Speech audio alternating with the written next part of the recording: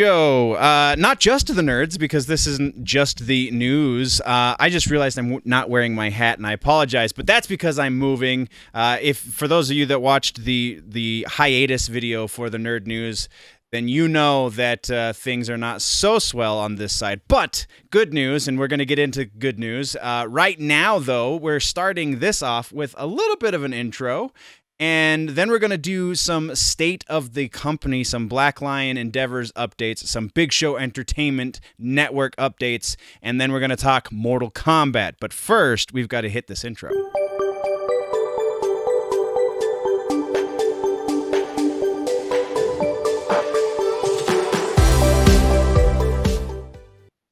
All right, so I'm gonna pass it off to you, Mr. Super Dave. Let's talk about where things. Well, hold up. Let me get my good news out of the way first, shall we? And then. So I am signing a contract right after this video. I just got it sent to me in the email, and yeah, good things are happening for me. And my camera is not focusing, but good things are happening for me, and hopefully that means I should be able to get back to work.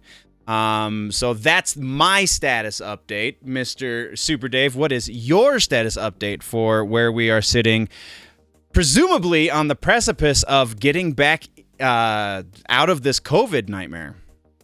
Yeah, hey everybody, how you doing? This is Super Dave Rains from Big Show Entertainment Network. We're doing really well. First of all, Big Show Entertainment Network, BEN for short, is now incorporated. Big Show Entertainment Network, LLC, Limited Liability Corporation, under the parent corporation of Black Lion Endeavors Corporation, which is an S Corp now. So we have one S Corp and 6 LLCs. We've been very, very busy, a lot of doing business is creating momentum. And I think that's what everyone's trying to do. We're definitely trying to do that coming off of COVID. And we've done pretty well. We've kept the company together. We've got great personnel. We're working on a couple of things. The big thing with Big Show Entertainment Network, BEN, is we are looking to get back into, providing regular programming with Super Dave Rains and the Big Show, generally nerdy. A show that we're going to come out with called Chasing New York and LA Denver. We are looking to work with the state of Colorado, the Office of Economic Development and International Trade, in their film, TV, and media division to do some work there on a few shows. We've opened up our own Discovery Channel portal, so we're hoping to up level of programming and the quality for you guys to watch. Like some of our shows that we want to do for BEN Reality TV or Discovery Channel or Netflix. So in the next coming days, I've been so busy with a bigger project I'll discuss in just a second, but I'll be opening up a Netflix kind of in for Big Show Entertainment Network. And then we are hoping to get back to Regal Cinema, United Artists, Colorado Center 9, and IMAX with Cineworld. I don't think COVID is the issue, as Dustin and I have discussed lately. It's contract issues between the movie theaters, the distributors, and the actual cinemas themselves, right? Yeah, cinemas themselves, because we've had this mix of, we'll release some in a theater and some on streaming. Well, cities like Denver, we haven't had theaters open, so I don't know what that feels like. I think, maybe theaters in the suburbs of Denver, maybe Westminster or others have been open, but the city of Denver itself, Denver proper, has not opened any of its theaters. And that's, that's where we do the show. That's where we have residency. So I've reached out to Regal. Hopefully we'll get right back to things. I'm hoping that as more people get vaccinated, I've actually had my first shot. Second shot is on the 23rd of April. and we reach herd immunity, we can get back to normal. But I think things are moving in the right direction, at least. My second shot is the 21st, so that's cool. Yeah, right before, yeah, a couple Just days 2 days before me. you, yeah. Yeah, so we're really busy with trying to, move things forward. The network's kind of moved into third place. We have Black Lion House of Fashion, which is its own LLC now. We are hoping to launch the Fashion House, a soft launch, the 4th of July. We have reached out to Launch Boom, so we may be doing a little work with them. Back in February, actually February 16th, we had a conference with Nordstrom, so we're hoping to have our fashion for Black Lion House of Fashion Faded 42 brand, which I created before the network, believe it or not, in Nordstrom's in the fall of this year or the spring of next year. So things are really going well for the Fashion House. Then the Fashion House will probably be making apparel, producing apparel for all of our shows, particularly Super Dave Reigns and the Big Show and everything else we do, Ben After Dark, Ben Reality TV, probably for Generally Nerdy too. Hopefully. So this is the direction that we're moving. And then we're also working on another big project. Really, when you think about what Black Lion Endeavors Corporation does, we're in the entertainment, fashion, and real estate business. So we're working on a huge entertainment district and research and development park northeast of Denver. And if everything goes well, about 3,300 acres, and it'll include 3 to 6 digital TV and film production studios, also with being able to produce music there too, because we'll have a music studio as well. So that's what's going on with Black Lion Endeavors Corporation. It's been very busy. Yeah. We work very hard. COVID really stopped us because we had a lot of momentum coming out of the end of 2019, and I had finally, taken the leap, retired early from Air Force Civil Service, and then we had a pandemic. But everything's well, and that's kind of the state of Black Lion Endeavors Corporation. We're working on 3 things, Big Show Entertainment Network LLC, Black Lion House of Fashion LLC, and Entertainment District LLC, which we just call the Entertainment District Research and Development Park. We just call it the Colorado Project. So Walt Disney, when they were building Walt Disney World, they called it the Florida Project. So I thought, if it's good enough for Walt Disney. I didn't know that's where that came from. Yeah, that's where that came from. So we're working on the Colorado Project. Seeing all of the back and forths in the emails and stuff, and it being referred, like, I know what the Colorado Project is, obviously, because I'm part of it, but I did not realize it came from Disney, so that's pretty cool. I feel like, so that's kind of where everything is sitting right now, right? So we have a movie that we're going to be doing. This is, technically speaking, going to be a generally nerdy endeavor for the movie that we're going to be reviewing next week. But we're putting this up on the Super Dave, all the Super Dave platforms and the Big Show platforms, because I wanted to put this state of the company up here.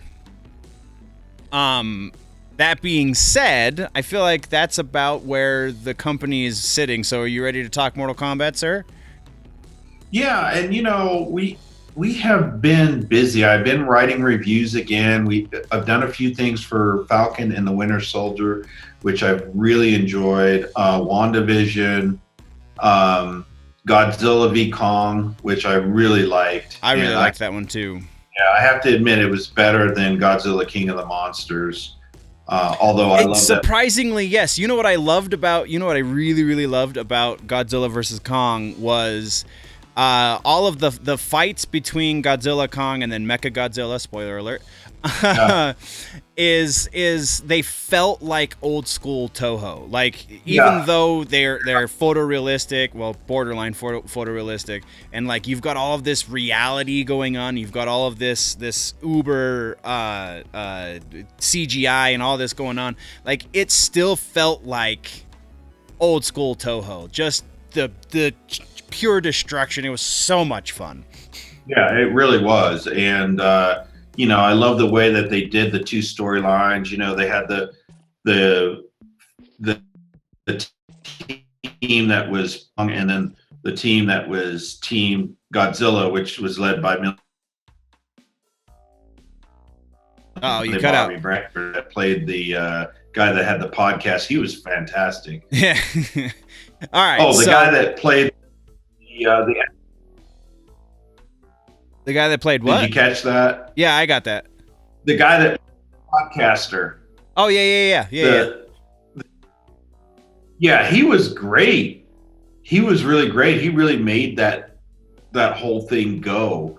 I really enjoyed that, and there was a couple of leaps in logic, but by and large, yeah. You don't watch a Godzilla. We said this when we reviewed King of the Monsters. You don't watch a Godzilla movie because you're worried about the story concerning the people. You watch a Godzilla movie to watch monsters beat the crap out of each other. Yeah, and we got that. And we totally got that. So that was really good. Brian Tyree Henry. He plays Bernie Hayes, and great. He really stole the show. And then I think I did a review on the Snyder cut of Justice League. Yep. So, which was fantastic. It's just long as heck. It's I 4 still hours. haven't finished it. I haven't touched it since we last talked about it. So I'm still about 2.5 hours in. I still have an hour and a half left. Yeah. So, I mean, I'd love to watch it again, but like I said, folks, 4 hours. 4 hours. A solid. That's a long time. That's like more than Lord of the Rings. But it was excellent. I was like, if they had made that movie the first time around, wow. I would still have I would still have a lot of the qualms that I have with it because Zack Snyder's DC Extended Universe was set up poorly. So like, yes, it's a shinier turd, but I still feel like it's a turd in my book. But I haven't finished it, so that last hour and a half could sway me. I don't see it happening, but it's definitely a better movie. If this had come out as just a movie and not something attached to a mythology that I'm invested in, it would have been 10 times better. But because there is an existing mythology there that Snyder is totally demolishing, that's why I'm still not a huge fan of it. Though, admittedly, Snyder's version is much better than Joss Whedon's version. Yeah, and I don't think that they're going to go with the Snyder. No, universe. He's done. He's as much as the rumors keep saying, oh, they're courting Zack Snyder to do more stuff. No, he's done. He's said multiple times and in multiple ways that he's not returning to that universe. I mean, money does talk, so if they come at him with a big enough check, then anything's possible. But by and large, he's excuse me, he's done. He's said it in no uncertain terms. So yeah, well, let's get to Mortal Kombat. Yeah, I got a little tickle in my throat. I apologize. So Mortal Kombat. This is the movie that is coming out next week. Was supposed to come out last week, right? Or yesterday? Today? Something? Yeah, what they is the pushed date? it. I don't even know what today is. Today's the 14th. I think 2 days from now. It's supposed to come out this coming Friday. Yeah, which would be the 16th. So Correct. They moved it out like a week or so. But for all of us Mortal Kombat fans, my bad, my computer's gonna die. For all of us Mortal Kombat fans who've been here since Jump Street, like, this is 17 years in the making, not just, pushed back by COVID. This is we've wanted this ever since they made that abomination that they called Mortal Kombat Annihilation. So. Well, I mean, the writers they have on it are real strong. Greg Russo is fantastic. I really. And Dave Callahan is on it, and there's there's 4 more credits on it. But what I expect from Mortal Kombat, and I'm not really a huge Mortal Kombat watcher. I do enjoy it. I've seen the movies. There's no excuse for them not to write a great script and have a great story. There's so much material for Mortal Kombat. Yes. I would be shocked if this movie was not good and it didn't tell a great story. So, as I was telling you when we were setting up the stream or the recording session today, I kind of sort of spoiled it a little bit for myself because apparently it has already been released in Asia. So yeah. China and certain parts of Russia already have it. So the internet exists, and people that live in the areas that it's already been released in have started making videos about the movie. One of them came through my suggested videos on YouTube, and I watched it. Now, the guy who was doing the review was terrible. He had zero personality and was just super dry and making really poor jokes. But he still kind of walked through the plot of the movie, and there's a couple of things in there, assuming he's not trolling and assuming like he's not just, making stuff up. There's a couple of things in there that have me a little worried, and I'm not really going to get into those until we get into the review because some of them are a little spoilery. But being again, if I'm even kind of invested into DC lore, I am wholeheartedly, like, lifelong invested into Mortal Kombat lore. So I can understand and so that you understand that Cole Young, right, is a new character. You know this, right? Mm-hmm. Yeah. So Cole Young's inclusion, I can totally understand why they did that. I understand the logic behind it because you have to have a point of view character for the audience. And it can't necessarily be a character that, millions of fans have been following since they were kids, because those aren't the only people that are going to go see the movie. There's many, many, many, many more people that are going to go see this movie who have never picked up a video game controller ever, let alone played a Mortal Kombat game. So again, I totally realize the point of adding Cole Turner, so that part I'm not worried about. There's a couple of things that have to do with their powers. There's a couple of things that I addressed in my trailer reaction when they dropped that first trailer that seemed a little worrying as well, which those they show us in the trailer, so we can totally talk about those. The inclusion of the character Raiko is interesting. That's not necessarily in and of itself a bad thing, but Raiko, just again so that you know, Mr. Super Dave, Raiko is a character that was introduced in Mortal Kombat 4. In the lore, he was an attempted bad guy. Like, he's the kind of guy that thinks he's a big bad, but really is just a jobber. You know what I'm saying?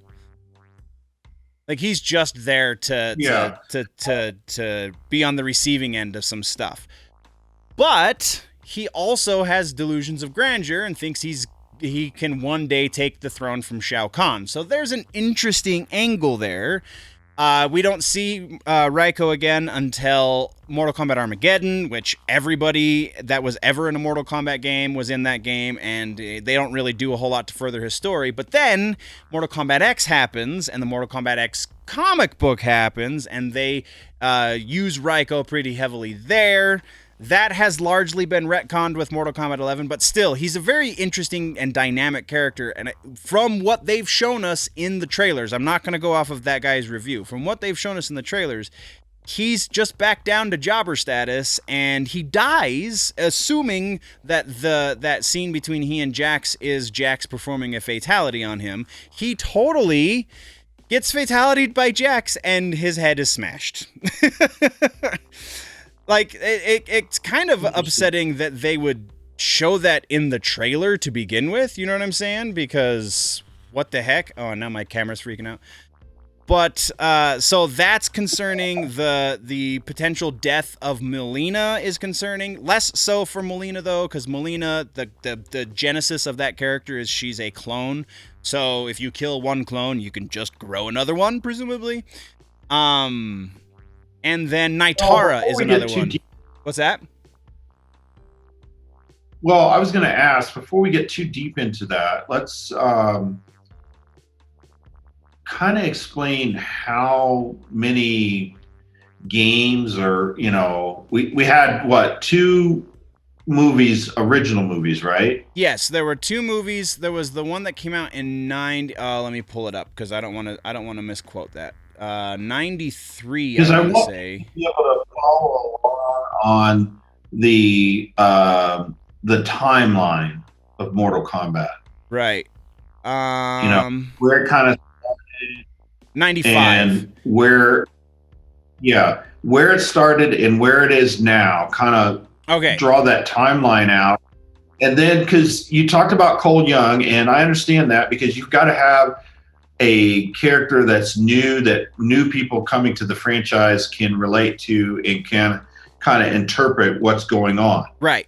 Absolutely. But there are, if you can hit the timeline, and then we can talk about the characters that have pretty much been in Mortal Kombat since the beginning. Since Jump Street, yeah. So Mortal Kombat 1, the very first Mortal Kombat game, bless you, happened in 1992. The team that created that game was 8 people. So, and they created it. I this part I'm trying to go off of memory, but they created it in something like just under a year, which is kind of nuts. The genesis of the idea was these 2 programmers over at Midway, a guy named Ed Boon and another guy named John Tobias, were supposed to do a video game that they wanted Jean-Claude Van Damme to star in. They wanted to digitize Jean-Claude Van Damme into a video game, and they kind of wanted it to be based on Bloodsport. And Van Damme's people said, "Ha, no."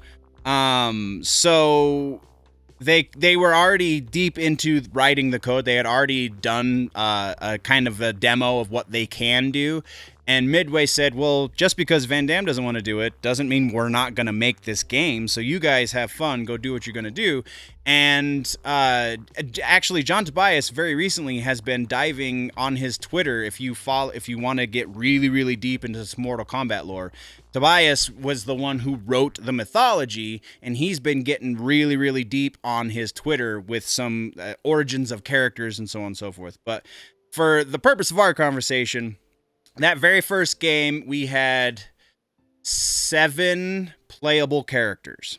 There were 9 total. So the 7 playable characters are Scorpion, Sub-Zero, Sonya Blade, Kano, Johnny Cage, Liu Kang, and who am I forgetting? Oh no! Why am I? This is not. Was it Kung Lao? No, Kung Lao was not in the first game. Characters: Johnny Cage, Kano, Liu Kang, Raiden. Good lord, Raiden. So, and those 7 characters have been in almost every game since. Raiden has not been in one Mortal Kombat game. Scorpion has not been in one Mortal Kombat game.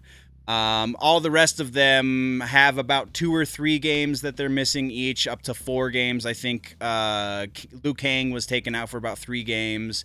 Kano was missing for about that long as well. Sonya was missing for, I think, only 2 games. But yeah, so by and large, those 7 characters have existed since then. Reptile was a hidden character in the game. Shang Tsung was the big bad, and Goro was the sub-boss. Goro is the guy with the 4 arms. Shang Tsung is the old wizard-looking dude. And Reptile is the green ninja. And a mythology was born. So from 1992 to present day, there have been officially 11 Mortal Kombat games. There have been 2 other or three other side games that aren't fighting games. They're more action adventure games. Shaolin Monks, Special Forces, and Mythologies. Shaolin Monks was Liu Kang and Kung Lao, who was introduced in the second game. Special Forces was supposed to be Jax and Sonya, but it got rushed and was only Jax. And then Mythologies was the history of Sub-Zero. So, 1, 2, and 3 came out in pretty rapid succession. Mortal Kombat 2 came out in 1993. Mortal Kombat 3 came out in 95, but then they kind of retconned it and re-released it as Mortal Kombat 3 Ultimate, and that came out in early of 1996. And those three games are kind of the basis for everything. Right. By and large, the rosters will have some tweaks here and there. They will add some new characters from time to time, like Naitara that I was mentioning just a moment ago. But really, that's the core characters. Everybody who was in those games up until Mortal Kombat 3 or Ultimate Mortal Kombat 3 is kind of who the fan base considers the core character roster. Okay. It's a really big roster. I'm not going to go into the entire roster, but those 7 main, I guess 10 if you count Reptile, those 10 characters are fan favorites. Reptile has been in almost every game. Goro has only been in 3 games, but he's still kind of fan favorite. And Shang Tsung has been in approximately half of the lineup, playing major roles every time he's in it too. So, Okay. As far as the mythology up to what we're expecting in this first game, or in this movie, because it's resetting the mythology. So the mythology from those first 2 movies doesn't count. Right? Yeah, absolutely. You understand this? Yep, I absolutely understand that. I just wanted to give our fans, that are not familiar with Mortal Kombat, some background. From what I understand, from the plot of this movie, it really involves Scorpion and Sub-Zero. That's what I am understanding as well. The first 15 minutes of this movie is all about their feud, which is amazing. I'm so excited about that part specifically. You want me to go into a little bit of that history real quick? Yeah, I do. I was going to ask you about the big bad, but go into the history of Sub-Zero and Scorpion. Okay, so centerpiece, and plus also, it's not really called. It's called Mortal Kombat, but there's a subtitle to this too. See, and you said that when we were setting up, and I don't know if I've heard what the subtitle is, which is very strange. That. And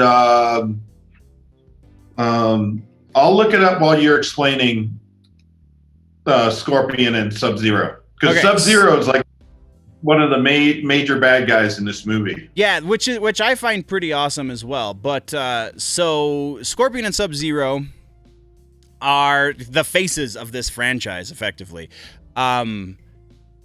Scorpion is the yellow ninja, Sub-Zero is the blue ninja. Scorpion is part of a clan called the Shirai Ryu. There's a lot of mythology, and some of the mythology has been retconned, so I'm going to try and give you the most up-to-date, all-inclusive mythology as fast as possible. So, Scorpion's clan, the Shirai Ryu, is actually technically a branch from Sub-Zero's clan, the Lin Kuei. Lin Kuei did not want their teachings to get out, so they kept everything they did a secret. In the original mythology, Scorpion is the one who did it, but in the updated mythology, somebody branched off of the Lin Kuei and started the Shirai Ryu, and the Lin Kuei hated them for it. So I would imagine they're going to play something along the lines in the movie. They're going to play something along the lines that Scorpion is the one that did it. That is what starts the feud. In the actual video game mythology right now, though, the updated version of this is that Scorpion's clan had an amulet that Quan Chi, who is a sorcerer that is introduced as a big bag later in the series, tricks Sub-Zero into wanting. So Sub-Zero takes the Lin Kuei to kill the Shirai Ryu in order to get this amulet. And in so doing, they kill Hanzo Hasashi, which is Scorpion's name before he dies. Scorpion then dies, goes to the Netherrealm, strikes up a deal for revenge so that he can get his revenge on the Lin Kuei, and very specifically Sub-Zero, because he is the one who led the charge. He was not Grand Master at the time. That happens later. So Scorpion strikes up the deal with the Netherrealm gods and says, I want my revenge. They send him back as a wraith, and he exacts his revenge on Sub-Zero in the first tournament. From what we're hearing, though, we might not get to see that much in this movie. It sounds like this is all steps leading up to the first tournament. So Scorpion kills the original Sub-Zero, or not the original, the Sub-Zero that led the attack on his clan.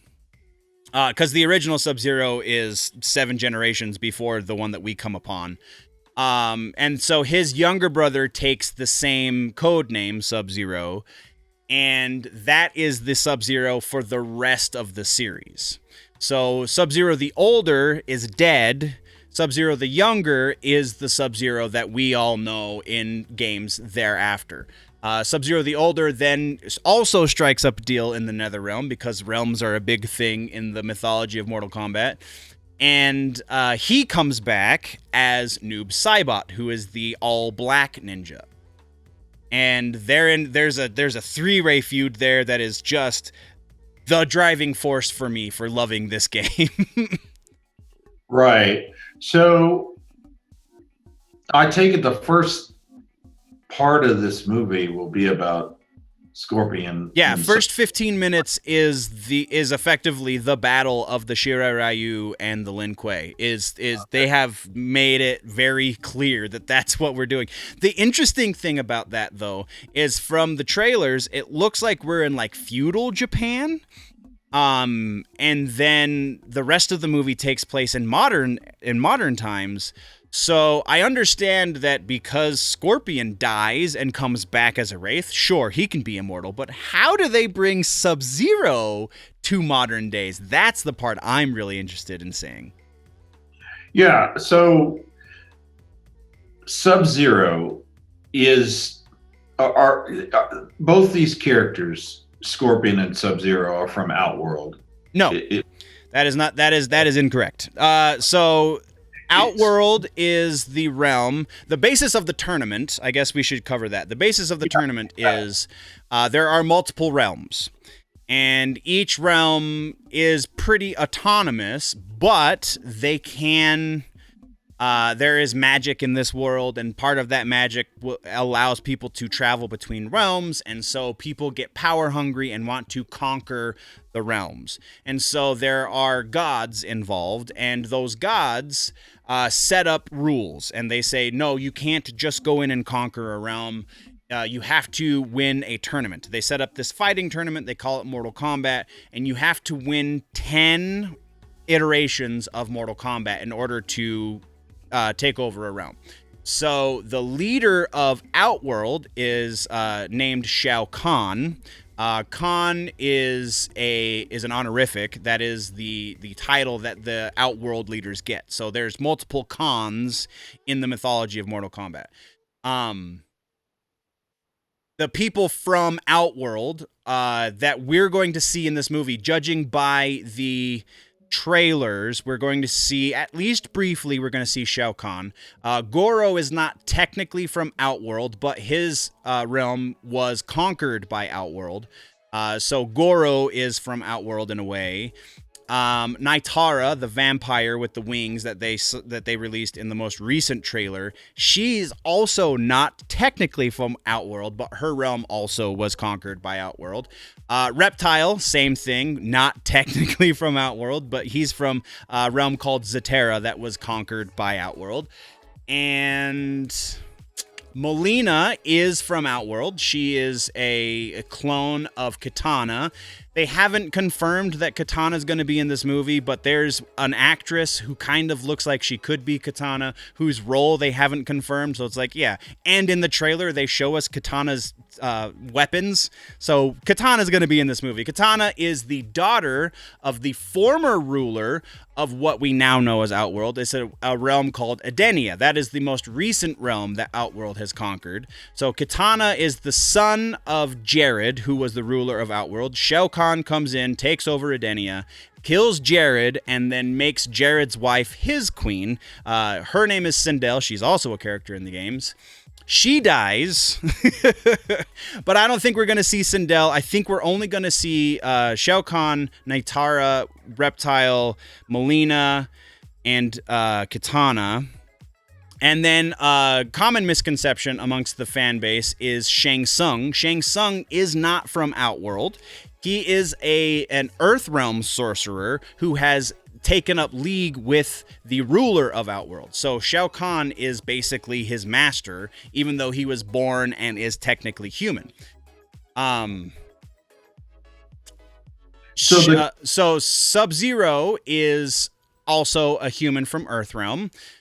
Scorpion starts out as a human from Earthrealm. I'm very interested to see how they explain his death and then what realm he represents thereafter. Because originally he was a wraith, but he still technically represented Earthrealm. And then they introduced all of the other realms. And so in the most recent animated movie, Scorpion's Revenge, he is in a way representing the Netherrealm, which is basically hell in this world. So I'll be interested to see if they introduce the concept of realms or if that comes in a later movie or not. Right. So before I get into Shang Tsung and Shao Kahn, what do you expect to see from characters like Sonya Blade, Jax, Kano? I expect Makad Brooks to be an awesome Jax. I think Makad Brooks is a really decent actor, I guess, but Jax is a character that I think he will flourish as. I think he's going to be a secondary character, though. I think they're going to focus a lot on Cole Young. I think they're going to focus a lot on, obviously, Scorpion and Sub-Zero because that's what the fans want. Right. I think Sonya is going to be kind of walking the line between secondary and primary. Because as we see in the trailer, she's the one that kills Melina. Melina is going to be something of a primary antagonist. So I think Sonya and I think the other interesting thing is Kano's involvement in all of this, because Kano's a bad guy through and throughout all of the mythology of Mortal Kombat. Yeah. So the fact that they have him teaming up with the good guys, at least at the beginning of this movie, is very interesting. That's an angle they've never done with that character. Right. So, do we expect the movie to touch on the tournament at all? Or, I mean, I guess they have to touch on it somewhat. Right, because it's the namesake. But it doesn't seem like the tournament would be the focus of this movie, since they're not going to really, you're going to get to the tournament in other movies. Right, yeah. So it sounds like they're going to, this is all going to be build up to the tournament, which is why I think it's very strange that they're going to be killing any of the established characters at all.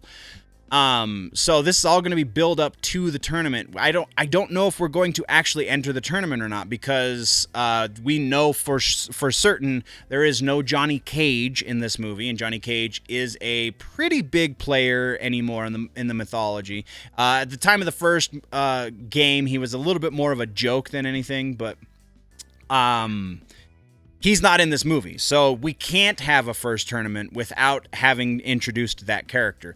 The producer has gone on record as saying that they wanted to give Johnny Cage a little bit more character development than they could with this movie. That's why he wasn't included in this movie. It's also why we know that they're not going to be touching at least too much on the tournament.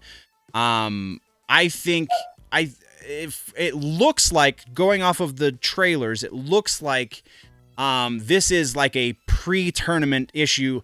Shang Tsung, again, who's going to be the big bad in all of this. They are building up Sub-Zero to be a bad guy as well. But I think the big bad, as it were, is going to be Shang Tsung, as it should be. It looks like it's going to be Shang Tsung trying to take out some of Earth's biggest warriors before the tournament so that they're more likely to win this round of the tournament.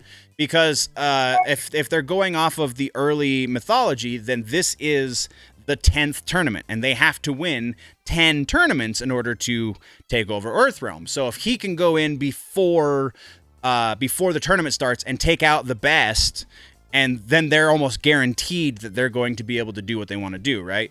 So I think that's what this movie is going to largely be, is build up to that tournament and Shang Tsung trying to stack the deck in his favor.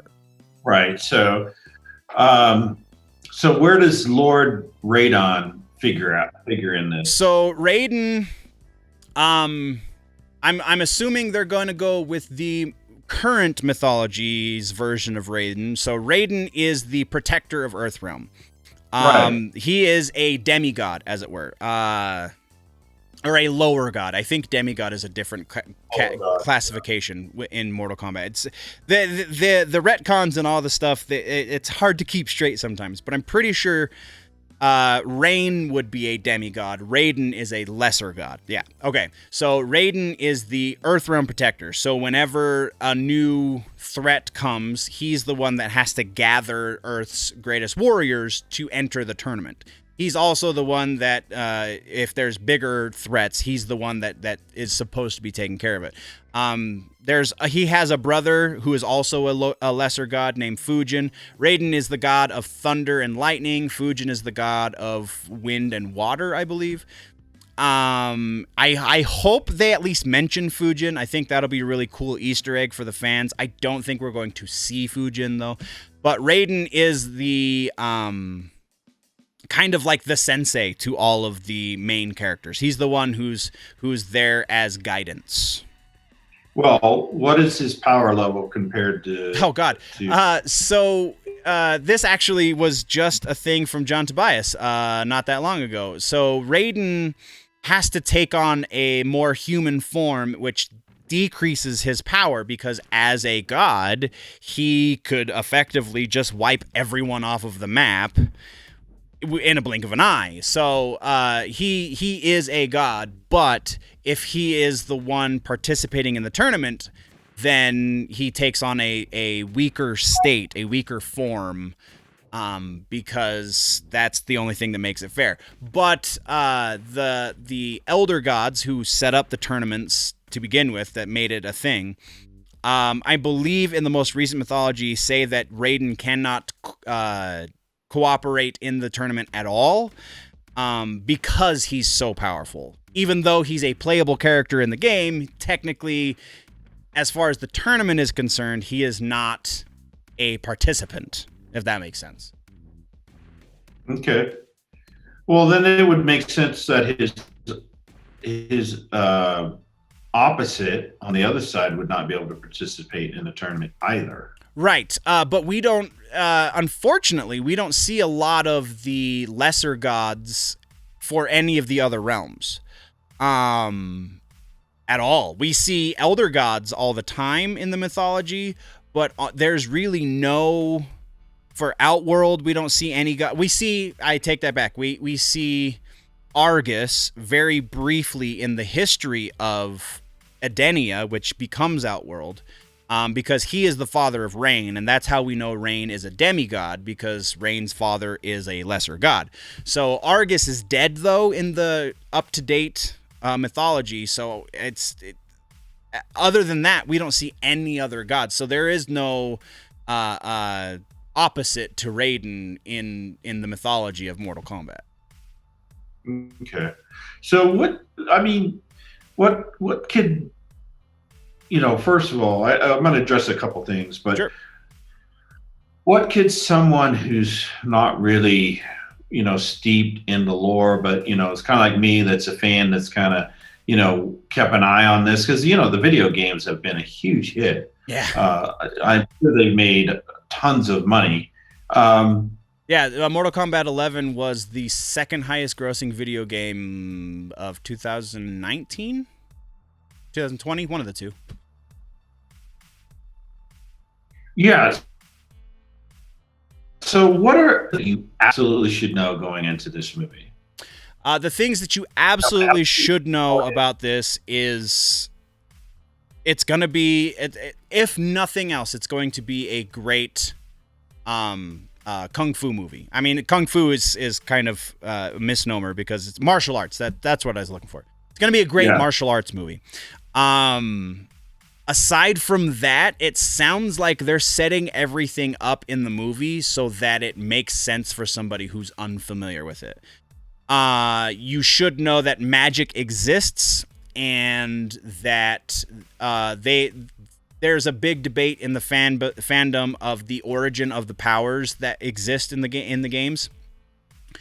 But a big part of that is inner chi, so a little bit of Eastern philosophy as far as like the body is concerned. Your chi is the energy through which you do everything effectively, and that's how some of the fans believe that, they can blow fire and they can shoot laser beams from their eyes and their hands and stuff like that. So I believe that's probably going to factor into this as well. As kind of evidenced by the line in one of the trailers where Kano says, "So I'm going to get superpowers like anytime now." That I think is dealing with the chi. Again, I addressed that in my reaction video to the trailer, but I'm pretty sure the chi is going to be a thing. So if you're at least passively familiar with what your inner chi is, then you'll be a leg up. And as long as you can follow multiple realms, because it does sound like we're at least going to get introduced to two separate realms. We're going to be in Earth realm for most of it, and then Outworld for at least a portion of the movie as well. Okay. I heard, now this is for parents of very young kids. I heard this is an extremely violent movie. It is a Mortal Kombat movie. There is a reason why every one of those...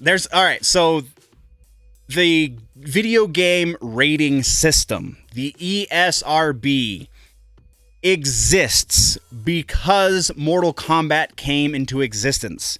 Exactly. The video game rating system did not exist before Mortal Kombat 1. Mortal Kombat was on the lips of every senator who passed the law that mandated the ESRB. So that is definitely information you should have. This is an R-rated movie. I expect it to be very... Even the trailer showed us how bloody it's going to be because we see Kano tear the heart out of somebody in the trailer. So if they're showing us that much in the trailer, I can only imagine how gory the actual movie is going to be. I'm honestly anticipating like Quentin Tarantino levels of blood spurts and stuff like that. So this is definitely not anything, even though it is based on a video game, and we as Americans think that video games are for kids and only for kids. That is slowly changing. This hopefully will help in that change, but this is not a children's property. Yeah, I don't know. I mean, it's been a long time since I thought video games were for kids. Maybe when I was growing up, but now I think video games are more adult-based than anything. I feel like you're slightly more attuned to things than most people in your age group there, sir. Well, that's true. But, because I grew up on video games and they came out when I was younger. Right. And I think the platforms, PlayStation can go either way. I think Xbox is definitely more of a mature gamer platform. Sure. And then, of course... Nintendo's always family-oriented. Yeah, the Nintendo is always family-oriented. But yeah, I just wanted to address that because I know I was listening to Grace Randolph, and she says it's extremely violent. I don't know if she's. Oh yeah. And as far as reviewers go, I normally I'll listen to Chris Stuckman. He doesn't come on as much as Grace does. I think Grace does something almost every day. Jeremy Johns, the two guys that I really like to listen to. Emergency Awesome is great. He's got a lot of nonsense though. Like sometimes I'll if I have inklings of rumors or something and he's got a video about it, I'll go watch that as well. And like when we were getting really heavy into the speculation for WandaVision, I would watch him from time to time, but man, he's got some hot garbage. he had quote unquote had footage of Magneto in WandaVision. Yeah, and that didn't happen at all. Wasn't even a mention of him. No. But, yeah, and then the Angry Joe show. Angry Joe is super hit and miss with me too, but he's got some good stuff. He's definitely got some really good takes on a lot of stuff too. Yeah. So, but honestly, I'm looking forward to this movie. I know going in that it's going to be, it's going to be brutal. It is Mortal Kombat. That means to the death. So I expect that. What I'm really anticipating and hoping, since Greg Russo is one of the writers, screenwriters, right, and the fact that we have so much history when it comes to Mortal Kombat, is I expect a really good story. Yeah, that's what I expect. With some great actions, but tell a great story. I love Kung Fu.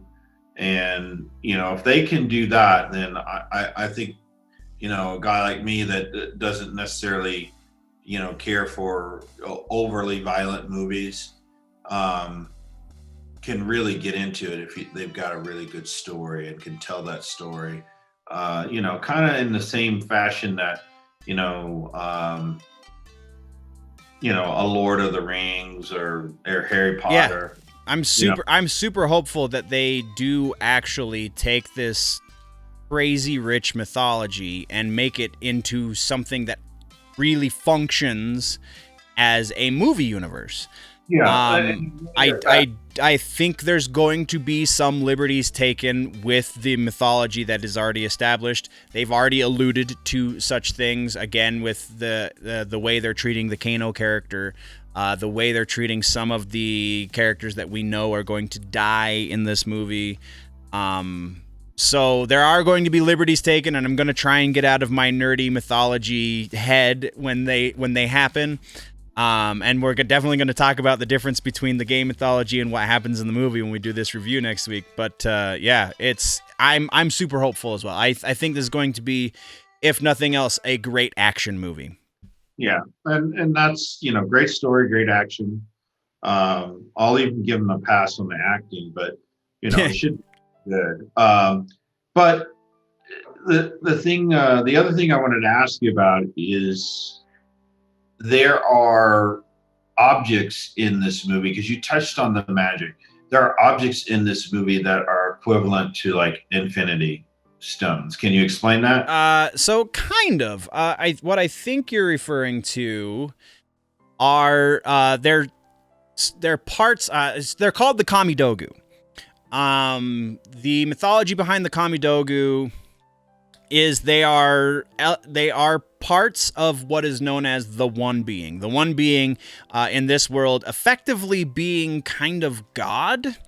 The One Being is existence, and the One Being, his consciousness shattered, and that's what created the realms. And so the thing that represents each realm is this Kamidogu stone.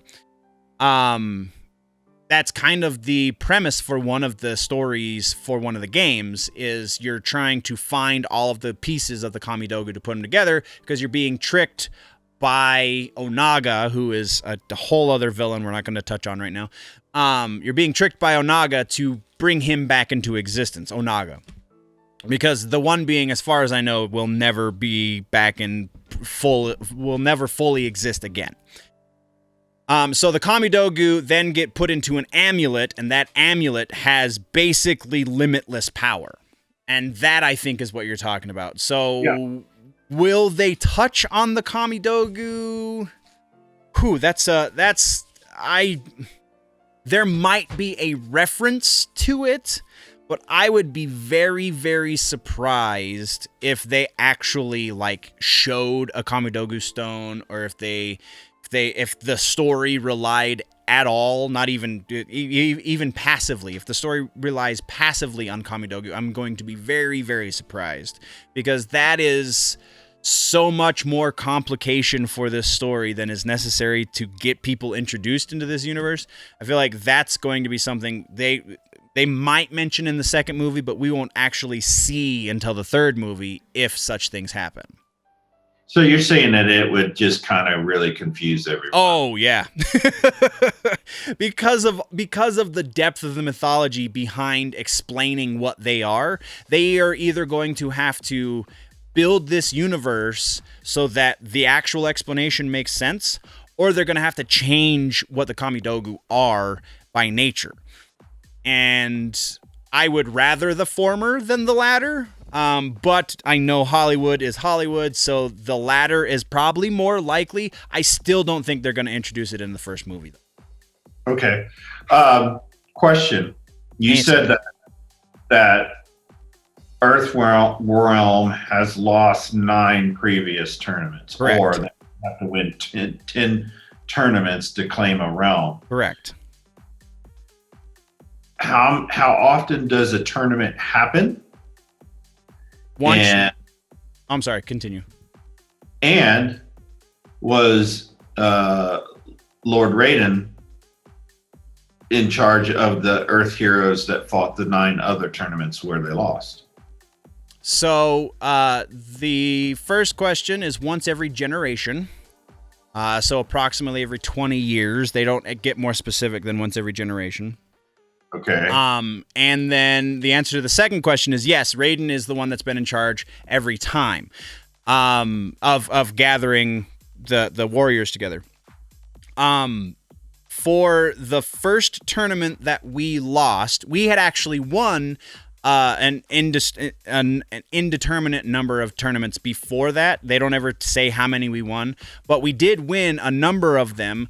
The winner of those tournaments was a man named Kung Lao. He is what they call the Great Kung Lao, or Kung Lao the Great, or there's a number of different, the original Kung Lao. He's not the Kung Lao we're going to see in the movie. He is, though, the same name.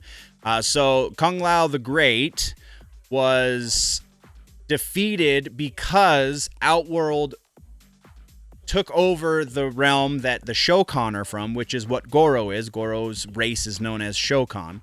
And so they used Goro as their champion, and Goro is the one that defeated the Great Kung Lao. And then it's because Goro has been involved that they've won 9 consecutive. The other really interesting thing about that part of the tournament is that whoever wins the tournament is then immortal until the next tournament happens. So, I mean, I take that back. Not immortal. The whoever wins the tournament does not age until the next tournament happens. So even though they are a generation apart, Liu Kang wins the first tournament. The second tournament is supposed to happen approximately 20 years later, and Liu Kang has not aged a day since he won the tournament. That part of the mythology was abandoned pretty quickly, but I still think it's pretty cool because, like, he's unaging. They do kind of reference it a number of times in the more recent mythology, but they don't spend any excessive amount of explanation on it.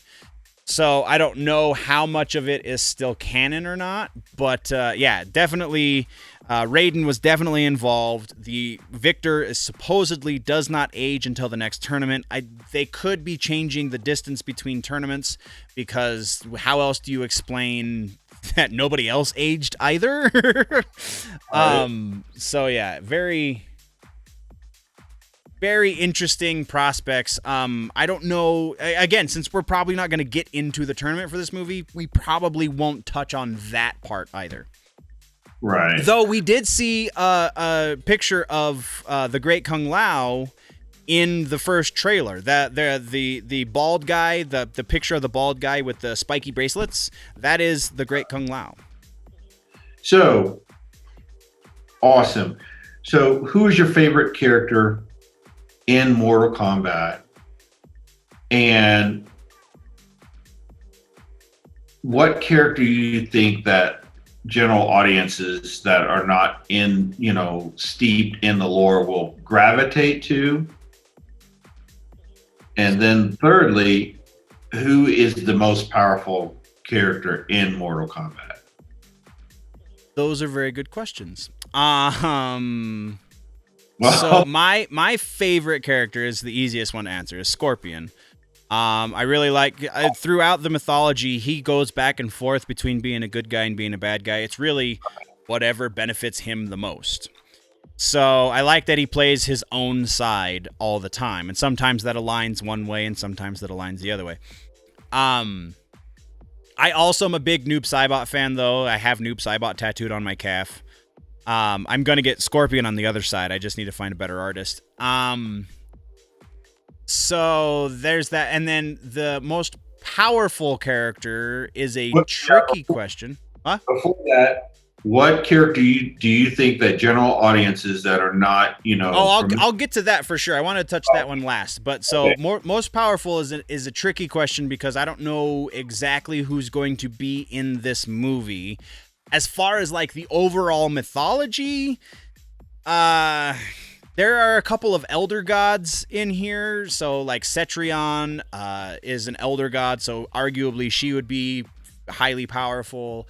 Shinnok is an elder god, so he would be highly powerful. The most powerful being, though, as far as the mythology goes, is Kronika, who and that's only because she's the first Titan we've been introduced to. Titans are one level above elder gods. There are supposedly more Titans, and that's probably how they're going to expand the mythology going beyond Mortal Kombat 11. But as of game number 11, the most powerful character that we know of is Kronika. As for specifically in this movie, that's an easy call. It's Raiden. Also, as for specifically in this movie, who's the crowd going to gravitate towards? Cole Young is probably a strong candidate for that because that's the purpose of that character. But I think, honestly, Liu Kang and or Kung Lao are going to be very strong candidates for that as well, just because they're like the most virtuous and honorable characters in the mythology ever. So I think that's pretty awesome. I think Kano is going to be a big crowd favorite, though, as well, because it looks like they're playing him like an anti-hero, since he does have villainous origins, and he has to have a villainous turn at some point in the movie. I think that's going to be a character that a lot of people gravitate towards as well. So, Shang Tsung, am I saying that correctly? Shang Tsung. Thank you. So like the sun with a G. Yeah. Who's his boss? Shao Khan. So again, Shang Tsung is a human from Earthrealm, but he's a sorcerer, and dark sorcerers don't do so well in Earth because we are an honorable realm. So he finds a way to Outworld, strikes up a deal with Shao Khan, who is the ruler of Outworld, to help him invade Earthrealm. And so it's on his island that the tournament takes place. Right. And the reason it takes place on his island is because his island exists between realms. It's not technically in any one realm. Is it? Would you say it's like a gateway? No, not necessarily. The gateway would be where they talk to the Elder Gods. That is the gateway. There's another one. There's a Nexus as well that they touch on in the mythology for one of the games. But Shang Tsung's island is just kind of a footnote when it comes to realm stuff. Okay, so Shao Khan, how powerful is he? Shao Khan is very powerful. Shao Khan is the conqueror of realms. He, as I've laid out a couple of times, he has conquered many realms. So at one point in the mythology, they refer to the fact that he probably couldn't count the number of realms that he has conquered. So he is definitely the man behind the scene that in future, we're going to see a statue of Shao Kahn. We are going to hear reference to Shao Kahn. I would be very, very surprised if we actually saw Shao Kahn, maybe in something like a stinger after credit scene or something like that. But probably the first two movies are largely going to be focusing on Shang Tsung being the big bad guy. But okay. Shao Kahn is probably the most powerful when it comes to mortal characters in this mythology. Okay. So you're saying he's kind of like a Thanos? Or yes, very much. Very much like a Thanos. Okay, cool. So, all right. Well, that, that really... I hope this is a great movie because, boy, there's a lot of hype and, there's a lot of background behind it. So, of the actors and actresses that are playing the characters, who do you feel? Where do you feel the movie or the casting really nailed it? Like, oh man, that particular person is the perfect person to play this character. Ludi Lin as Liu Kang is probably my favorite casting choice. Ludi Lin is in a series on Netflix called... Oh, man, I talked about it in my reaction video, but I can't think of it right now. Here, let me pull up his Wikipedia and I can tell you.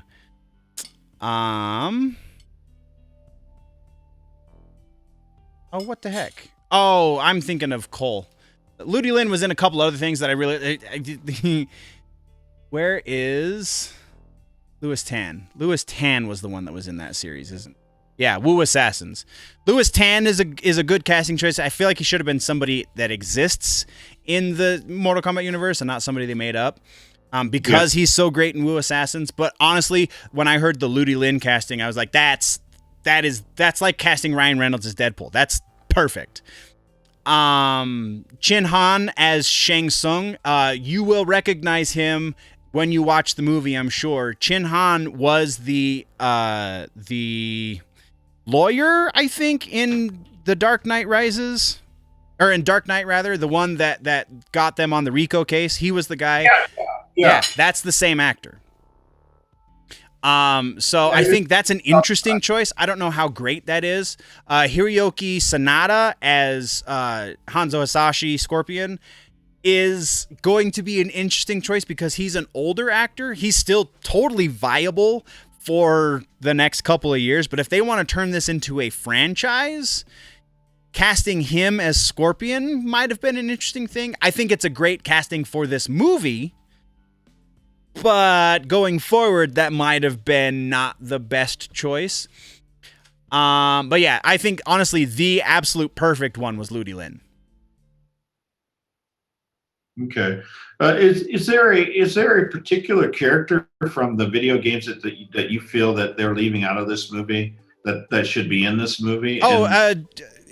Johnny Cage, I feel like should be a secondary or even a tertiary character. I feel like anything leading up to the first tournament, anything up through the first 3 games worth of mythology, Johnny Cage is a fairly big factor. And then anything in the updated mythology, he becomes an even bigger factor in that. So the fact that they're leaving him out entirely, I feel like is kind of an oversight.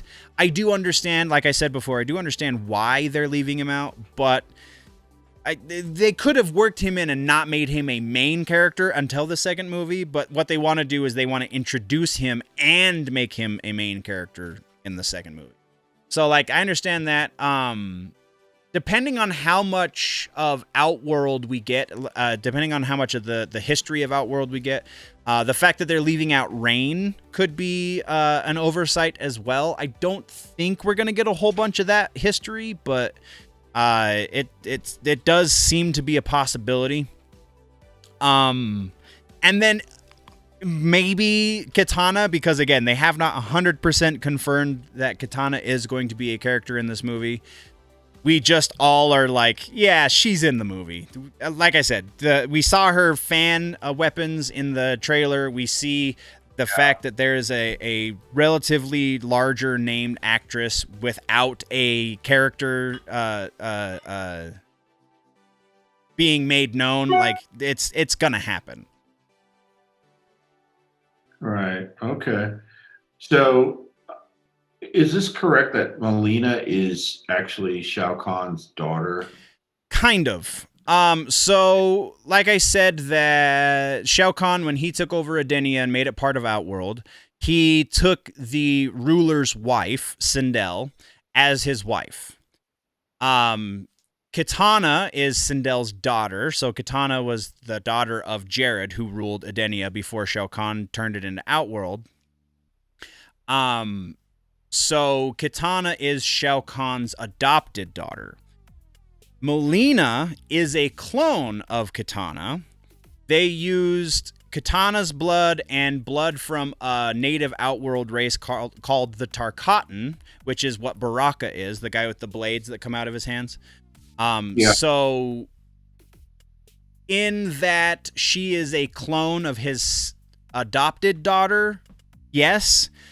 She's the only father that she's ever known. So in that sense as well, but as far as like biology goes, no. Okay, cool. I just, these are all, things that, a lay person, not familiar with Mortal Kombat, you really want to know, what the main characters are, what's the reason why certain characters are doing what they're doing. Because to me, Shao Kahn is very similar to Thanos or Darkseid or even Sauron. Yep.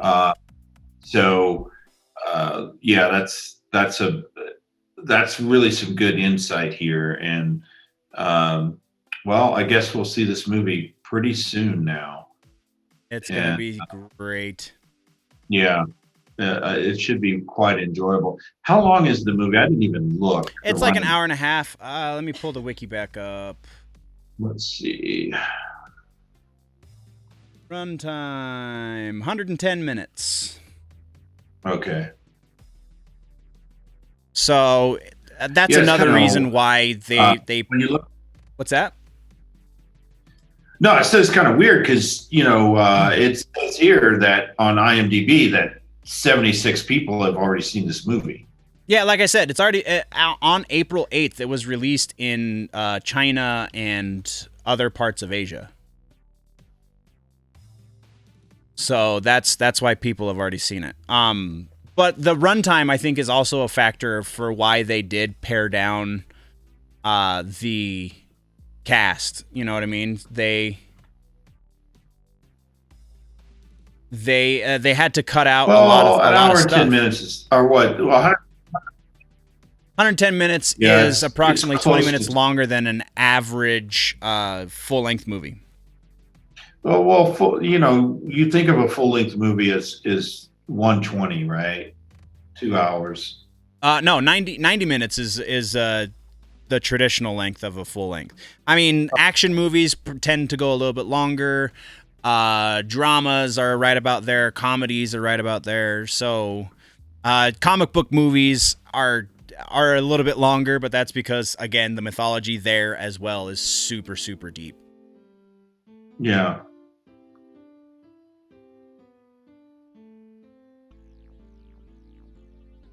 Cool. All right. Well, I mean,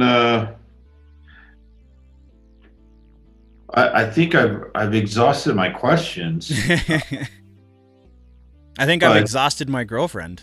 I mean, to me, it's kind of like Earth Realm, and you said there's 7 heroes, right? From the first game, there were 7 characters. So heroes, I would say you only really have Liu Kang as a hero, maybe Johnny Cage, Sonya, and then everybody else is kind of in it for themselves, except for Raiden. Raiden technically is no longer considered to be a participant in the tournament. But yeah, we have Liu Kang, Johnny Cage, Sonya from the first game are the only ones that you could really say were there for honorable reasons.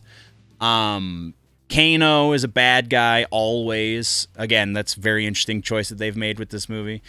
Scorpion kind of waffles back and forth. Definitely didn't have the best motivations to be in the first tournament. Sub-Zero, likewise, waffles back and forth, but definitely did not have good reason to be in the first tournament. Reptile is kind of Shang Tsung's lackey. That was something that was retconned to be legit, which was a lot of fun. Also, Kano's origin was changed because of the first movie. Remember, so the first movie, he's Australian. He's played by an Australian actor who, that actor was also in the Pirates of the Caribbean movies. He was a no name, just in a couple of the like raid scenes, but the Ed Boon and John Tobias loved that actor so much in that role that they changed Kano's origin. In the very first game, Kano is of Japanese and American descent. He's half Japanese, half American. In every game after that first movie, he's Australian. Yeah.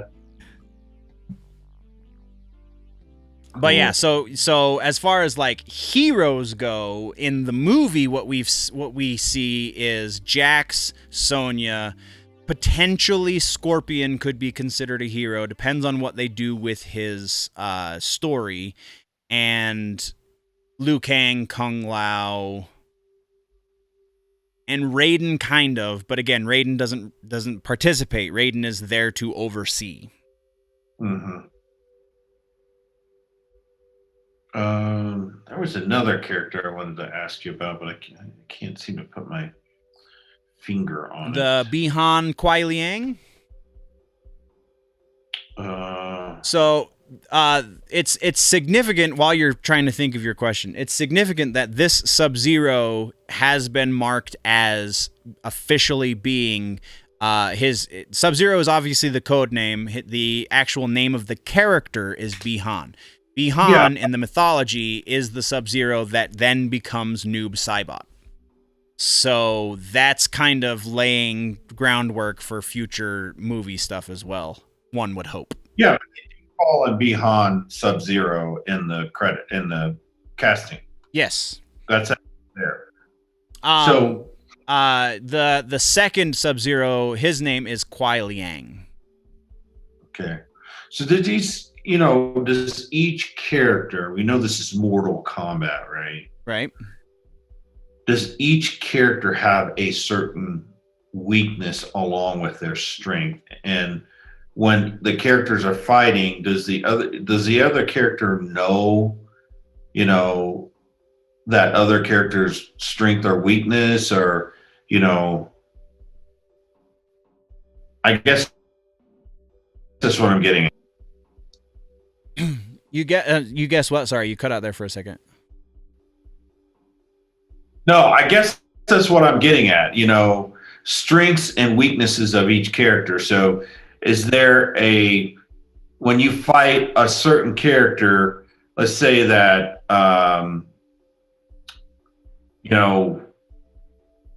it's hard to say Sub-Zero and Scorpion because they seem like the very powerful. What's a good word for it? Warriors. Very powerful warriors. So So as far as like, Sonya Blade, all right. as far as like I'm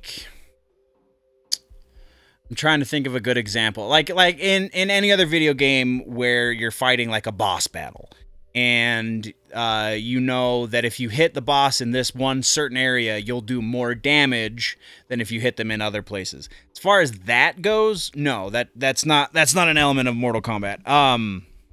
In the games, like certain characters do better against other characters, but as far as the mythology and this movie is concerned, no, there's no like glaring weaknesses. Okay, so how does a character like Sonya Blade stand up against a character like Scorpion or Sub-Zero? Again, I think that's going to be they're going to use the chi as the explanation for that. So when you become part of the tournament, your inner chi kind of manifests as superpowers. So even regular people like Sonya become superpowered to some degree. So that's how they can compete with beings from other realms who are less than human or who are other than human, like Reptile, who is a giant reptile. Or Nitara, who's a vampire, so in order to level the playing field, that's part of the makeup of the tournament as the Elder Gods are concerned, is they, and again, this is kind of a source of contention with a lot of the fan base. Some people don't believe it factors in as heavily as I do, but it seems like because we got that line of dialogue in the trailer that the chi is going to be a big part of explaining that. Okay, all right, that makes sense. I was just, that was just a curious point that I wanted to ask about. But all right, well, I think we're ready to see this movie. Yeah, man. Wow, it's just going to be very, very interesting.